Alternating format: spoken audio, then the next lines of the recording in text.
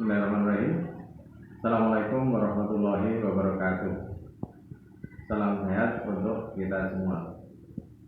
Saya Dr. Sukisworo, Kepala SMP Negeri 2 Tirtoyudo, yang kebetulan buka sekolah penggerak.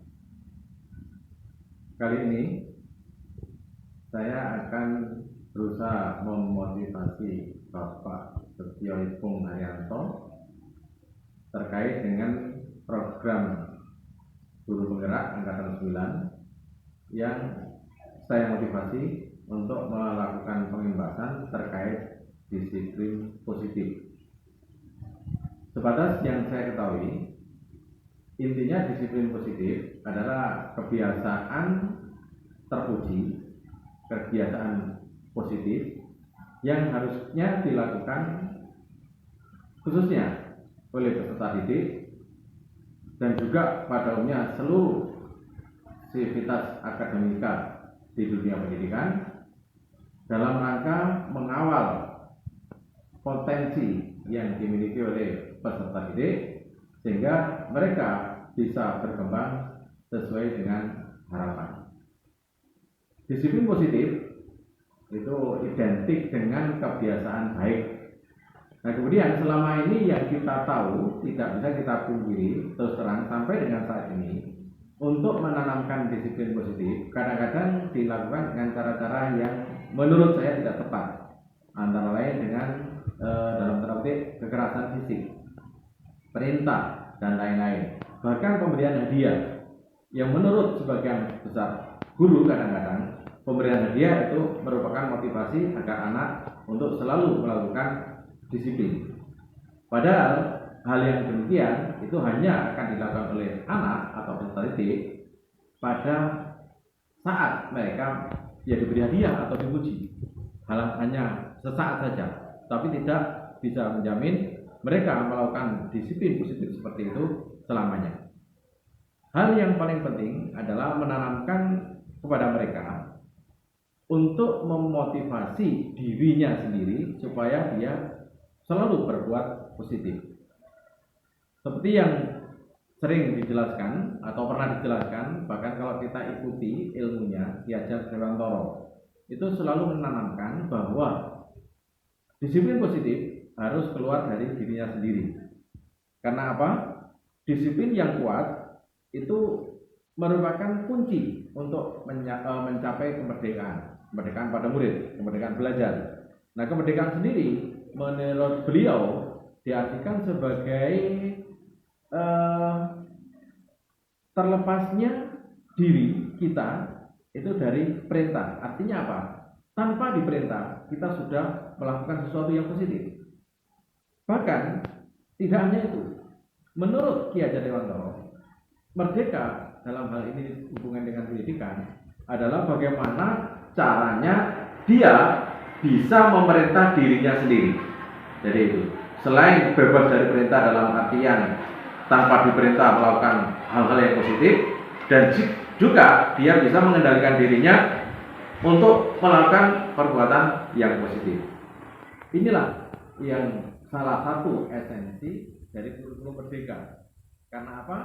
Di kurikulum merdeka itu menuntut kita merdeka. Nah, merdeka dalam hal ini adalah untuk selalu berbuat sesuatu dengan bijaksana. Dan ini hanya bisa tercapai jika motivasinya motivasi internal, keluar dari dirinya sendiri.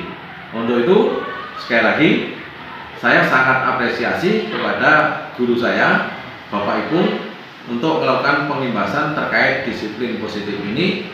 Satu-satunya tujuan adalah untuk mempercepat tercapainya tujuan kurikulum merdeka.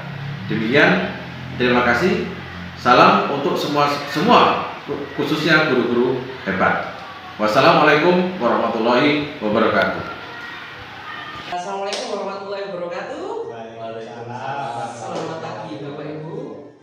Terima kasih sudah berkenan hadir di acara giat saya untuk keperluan pemenuhan tugas calon guru penggerak angkatan 9.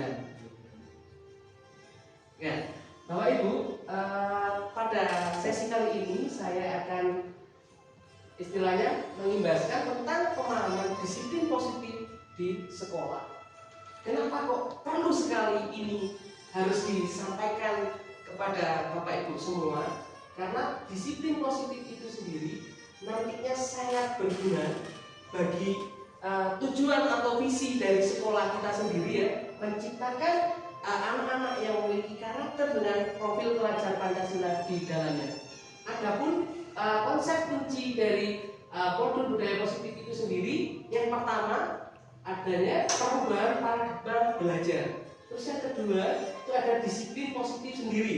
Terus yang ketiga ada motivasi perilaku manusia. Yang kelima ada posisi kontrol guru. Terus yang keenam keyakinan kelas.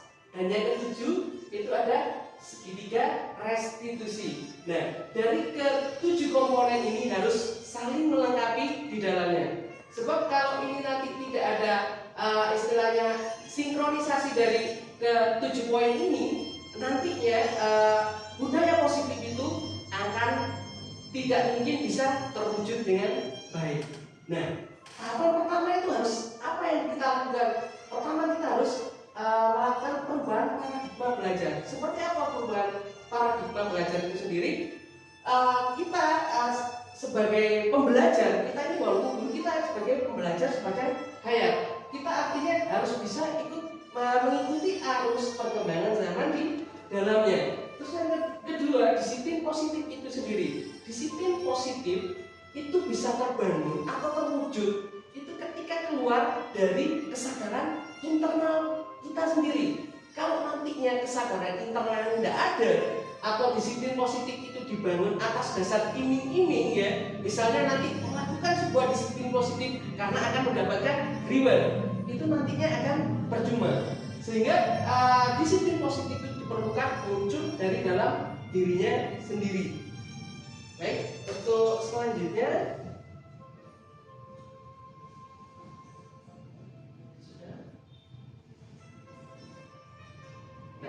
ini disiplin positif itu sendiri. Disiplin positif adalah sebuah pendekatan yang dirancang untuk mengembangkan murid untuk menjadi pribadi dan anggota dari komunitas yang bertanggung jawab. Artinya dalam setiap tindakan atau perilaku yang dilakukan murid itu nantinya harus dipertanggungjawabkan. Nah, salah satu caranya bagaimana menciptakan disiplin positif itu sendiri, ini seperti yang sudah saya lakukan. Saya coba ke anak didik kita, Bapak Ibu.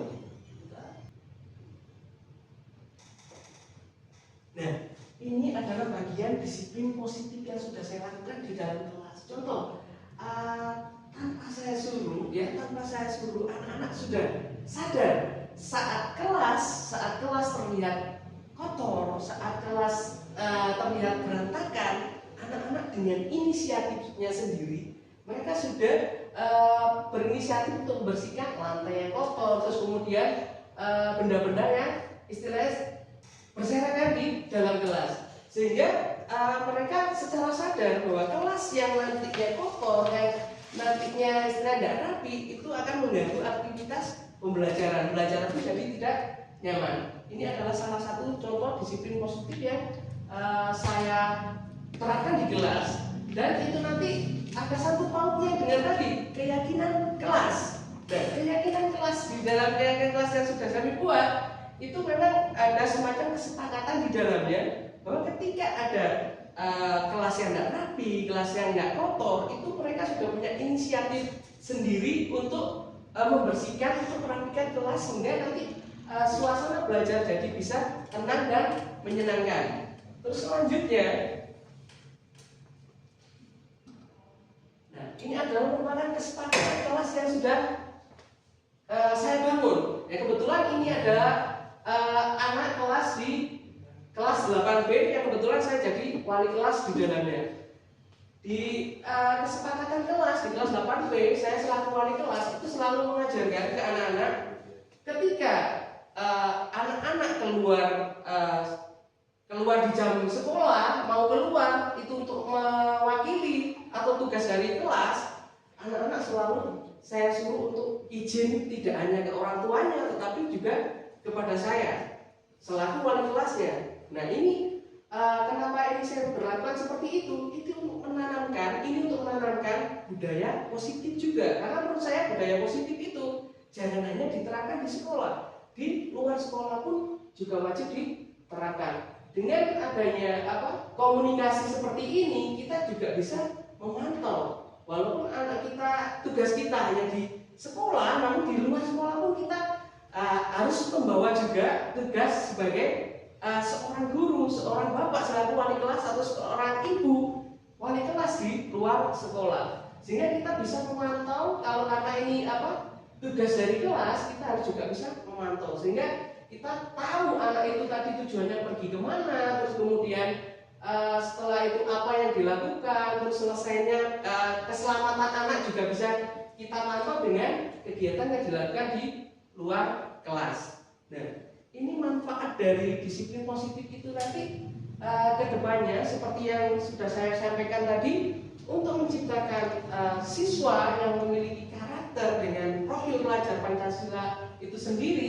Saya rasa disiplin positif itu adalah fondasi di mana kita nanti sesuai dengan visi kita nantinya yang menginginkan anak kita output dari sekolah ini nantinya siswanya memiliki karakter dengan profil pelajar Pancasila.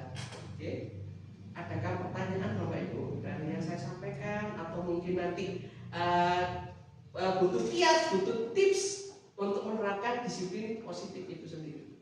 Monggo Bapak Ibu.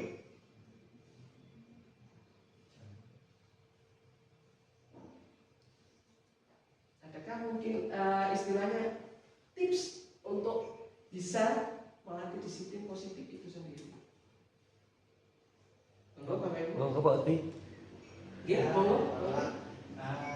Bagaimana untuk mengawali kegiatan tersebut, karena kalau mengawali itu kan sulit sekali Pak, Iya. dan membiasakan itu sangat sulit. Bagaimana untuk mengawali hal tersebut? Mungkin bisa dijelaskan Pak. Oke, terima kasih pertanyaan saya yang bagus dari waktu ini tadi ya. Bagaimana cara mengawali? Karena untuk mengawali itu pastinya sulit untuk melakukan hal tersebut. Tentunya untuk mengawali hal tersebut, kita sebagai saya tadi ya, kita semuanya ya, Bapak Ibu guru ya, bukan hanya saya, untuk mengawali hal tersebut kita harus memberikan contoh ya. Kita yang harus memberikan contoh terlebih dahulu. Kita harus secara konsisten mencontohkan hal baik yang harus dilakukan. Contoh misalnya saya ketika di kelas itu misalnya ada yang kotor, itu saya awali dulu ketika kelas, ya saya ambil sapu. Nah, ambil sapu itu kita bersihkan. Dari sana anak-anak pun istilahnya punya niatan tersendiri karena merasa suka ya, merasa gimana, oh gurunya saja seperti ini. Nah, itu harus kita lakukan secara konsisten, dan itu nanti akan istilahnya membuat hati anak-anak ya yang tadinya belum tergerak, dengan kita sudah tergerak, kita ajarkan tergerak dulu, membuat hati anak-anak tergerak dengan cara apa? Memberi contoh itu tadi secara konsisten. Jadi nantinya akan timbullah rasa tergerak dari anak-anak. Seperti itu. Monggo lagi mungkin tadi. Wah, terima kasih Pak. Jadi ini untuk memulainya itu memang dari diri sendiri dulu ya Pak? Iya. Jadi kita harus mulai dari diri kita dulu. Kita tergerak dulu, terus kemudian bergerak, baru bisa kita menggerakkan itu tadi. Ya. Terima kasih Pak. Berikut adalah video sebelum saya menerapkan disiplin positif itu sendiri. Jadi awalnya disiplin positif itu sendiri memang diawali dari kanvas Bagja ini sendiri. Jadi saya mencoba untuk mencari aset terkuat yang ada di sekolah kita, apa yang perlu bisa kita angkat. Salah satunya ya beberapa disiplin positif itu tadi, tentang kesantunan yang sudah memang ada di sekolah kita. Misalnya anak datang, kita ada di depan menyapa mereka dengan senyum, salam, dan sapa itu sendiri. Dan itu adalah landasan saya melakukan itu tadi. Saya mencari aset terkuat di sekolah ini apa dulu. Jadi ketika penanaman disiplin budaya positif itu sendiri, saya memang awalnya dari Bagja ini yang mendasari penerapan budaya positif itu sendiri. Berikut adalah yang sudah saya buat dari bagian awalnya.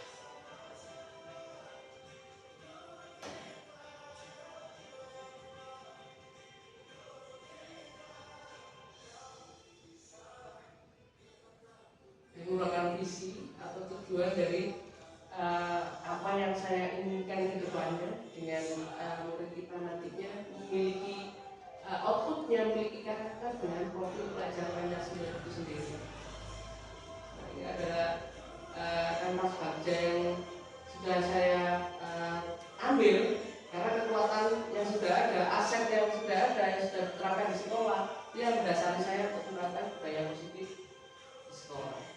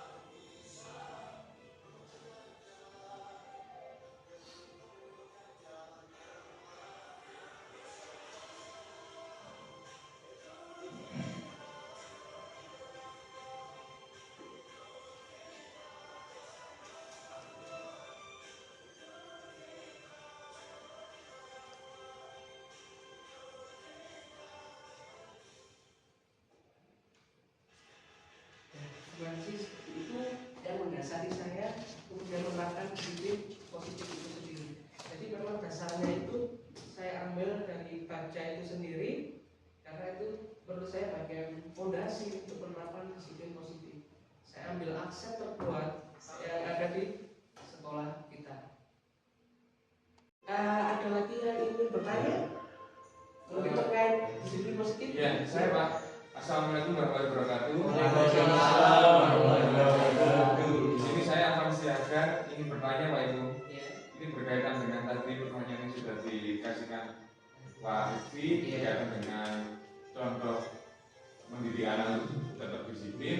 Nah, pertanyaan saya, ketika sudah diberikan contoh seperti yang Pak Ibu jelaskan tadi, ketika sudah diberikan contoh, tiba-tiba ada anak yang tetap tidak bisa merubah atau tidak peka dalam memberi tindakan seperti itu atau yang dicontohkan. Ya. Ini bagaimana caranya? Ya.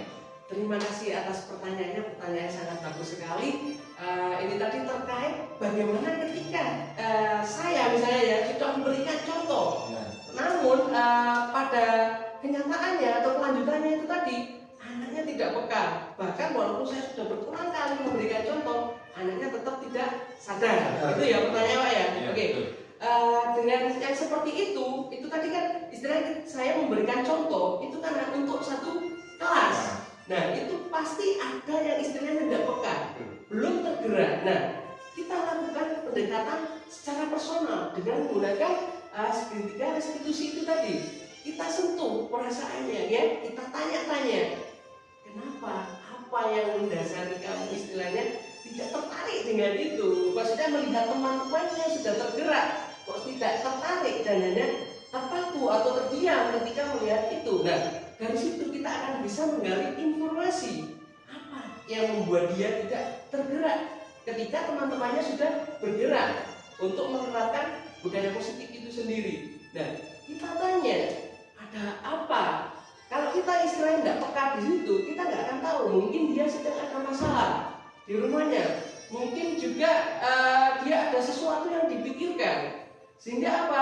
Dia pun istilahnya tidak tertarik untuk bergerak dengan teman-temannya. Jadi kita sebagai guru, kita harus istilahnya bisa menguasai ya, bisa mencari tahu ya apa sebab ya, sehingga anak itu tidak bisa tergerak untuk mengikuti teman-temannya yang sudah mulai bergerak di sana. Jadi kita harus bisa menyentuh perasaannya ya, bisa menjadi partnernya untuk sharing. Kemungkinan juga dia mendapatkan ada masalah yang istilahnya tidak bisa diceritakan ke teman-temannya ya. Kita harus bisa mendekatinya ya. Kita cari tahu, terus perlahan kita berikan motivasi ya, motivasi kepada dirinya.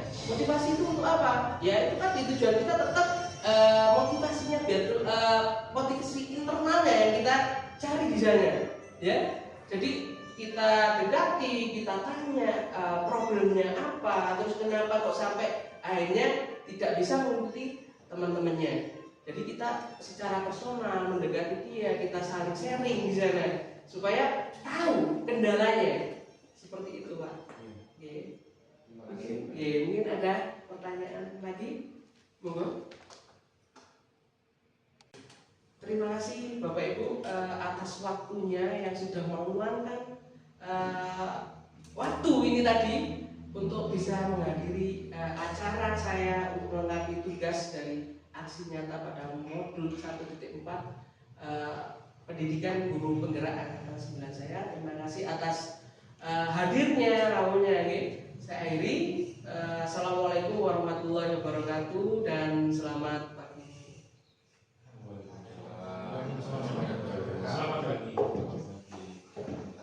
Silakan kalian berdoa terlebih dahulu ya, semoga ya ilmu yang kita pelajari ya atau materi yang saya sampaikan ini nantinya bisa berguna ya ke depannya untuk kalian ya.